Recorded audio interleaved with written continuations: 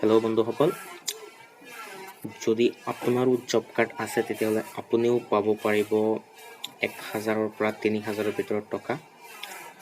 হয়, নিশ্চয় 1000ৰ পৰা 3000ৰ ভিতৰত টকা আপুনি পাব পাৰিব যদি আপোনাৰ জব কাৰ্ড আছে। এই কথা ঘোষণা কৰিছে ভাৰতৰ প্ৰধানমন্ত্ৰী নৰেন্দ্ৰ মোদী ডাঙৰীয়াই নিজে। আৰু কেনেকুৱা প্ৰচেছত টকাখিনি আপুনি পাব সেই বিষয়ে আমি ষ্টেপ বাই ষ্টেপ আলোচনা কৰিম। বলক আৰম্ভ কৰা যাওক। প্ৰথমতে আপুনি আপোনাৰ যিটো ক্ৰম ব্ৰাউজাৰ আছে সেই ক্ৰম ব্ৰাউজাৰটো অপেন কৰি লোৱাৰ পিছত আপুনি তাত চাৰ্চ কৰিব লাগিব জব কাৰ্ড। হয়, মই চাৰ্চ কৰি দেখুৱাই দি আছোঁ আপোনালোকক, চাই থাকক আপোনালোকে। জব কাৰ্ড চাৰ্চ কৰিব লাগিব। জব কাৰ্ড হয়, জব কাৰ্ডটো চাৰ্চ কৰাৰ পিছত ঠিক তেনেকৈ এটা পেজ ওলাই আহিব, গ্ৰাম পঞ্চায়ত বুলি। তাত আপোনালোকে ক্লিক কৰিব লাগিব। হয়, গ্ৰাম পঞ্চায়তৰ যিখন লিষ্ট অফিচিয়েল যিখন হেৰি ওলাই আহিছে, তাৰপিছত আপোনালোকে অলপ জুম কৰি তাৰ ছেকেণ্ড লাইন জেনেৰেট ৰিপৰ্ট বুলি লিখা আছে তাত ক্লিক কৰিব লাগিব। তাৰপিছত মই জুম কৰি দেখুৱাই দি আছোঁ আপোনাৰ যিখন ষ্টেটৰ যিখন লিষ্ট, গোটেইখিনি লিষ্ট ওলাই আহিছে। আপুনি তাৰ পৰা নিজৰ ষ্টেট যিখন হয় তাত চিলেক্ট কৰিলে হ'ল। মোৰতো যিহেতু অসম, মই অসম চিলেক্ট কৰিছোঁ।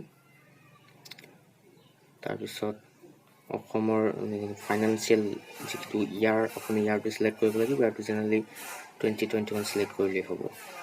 তাৰপিছত যিখন ডিষ্ট্ৰিক্ট, আপোনালোকৰ ডিষ্ট্ৰিক্টটো আপোনালোকে চিলেক্ট কৰিব। তাৰপিছত নিজৰ ব্লকখন, তাৰপিছত নিজৰ পঞ্চায়তখন ভালকৈ চিলেক্ট কৰি ল'ব।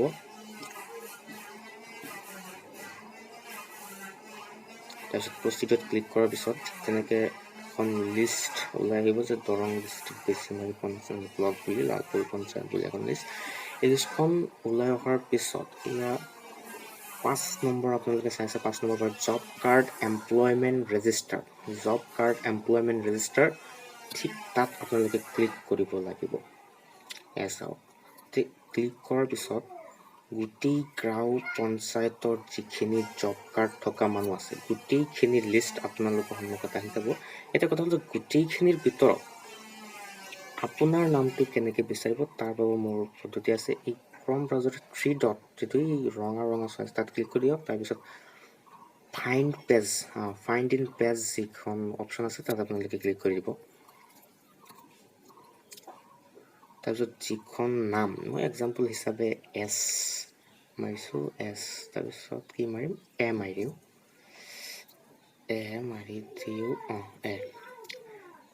চাগে আছে নাই নামটো। যেনক আপোনালোকৰ যিটো নাম আপোনালোকে সেই নামটো চাৰ্চ কৰিব। যদি জব কাৰ্ড আপোনাৰ নামত আছে ধুনীয়াকৈ ওলাই যাব।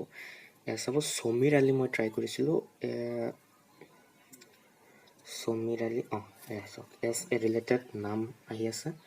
চাওক সমীৰ আলি, হয় সমীৰ আলি ইয়াতে ওলাই আহিছে। সমীৰ আলি, হয় সমীৰ আলি যিটো এপ্লিকেশ্যন আই ডি আছে লেফ্ট ছাইডত, সেই এপ্লিকেশ্যন আই ডিটোত আপুনি ক্লিক কৰি দিব লাগিব।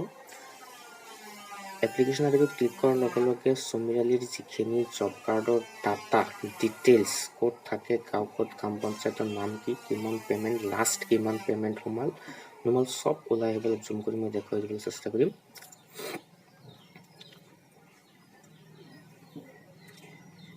নিশ্চয় আপুনি চাব পাৰি আছে সমীৰ আলিৰ যিখিনি ডাটা আছে চব ওলাই আহিছে। সমীৰ আলি গাঁও ক'ত, লাষ্ট পে'মেণ্ট কিমানত সোমাইছে, পৰিয়ালত সদস্য কেইজন, চব ইয়াত ওলাই আহিছে। লাষ্ট পে'মেণ্ট 20 বহুত টকা সোমাইছে। তোৰ 4-5-6টা কিস্তি সোমাইছে 1000কে, হয় 1000কে 6টা কিস্তি সোমাইছে সমীৰ আলিৰ। তো এনেকৈ আপোনালোকো নিজৰ নামটো যদি জব কাৰ্ড আছে তেন চাৰ্চ কৰি চাব পাৰে নিজৰ নামখন।